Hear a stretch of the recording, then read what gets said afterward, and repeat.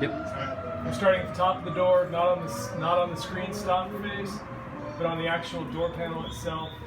So stapling vertically. I get it up in there. Put a staple in the center, keeping my reveal the same. Up here, I continue to add staples, pulling tension left. Reverse it, pull tension, add staples into that same area, stapling right. Come down to the bottom of the door, make sure the screen's hanging flat. Using your fingers, pull some tension straight down.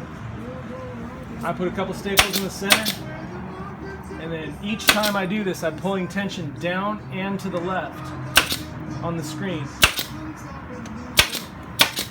Same thing on the right, pulling tension down to the right now. Now, I do the left side of the door. Don't pull tension on this side, just get it in there. You only need a staple every 2-3 inches. You don't need 5,000 of them.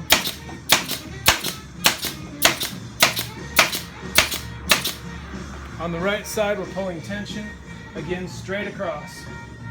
With each staple, I'll pull tension to the right.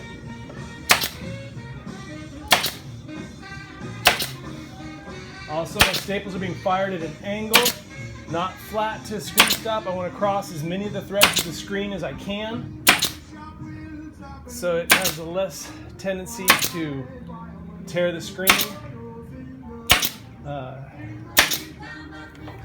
Running out of staples.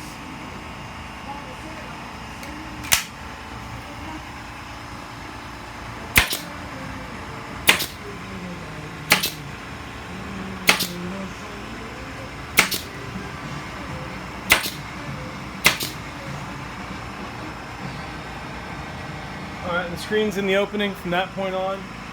Cut free your excess screen, replace your screen stop, and that should do it.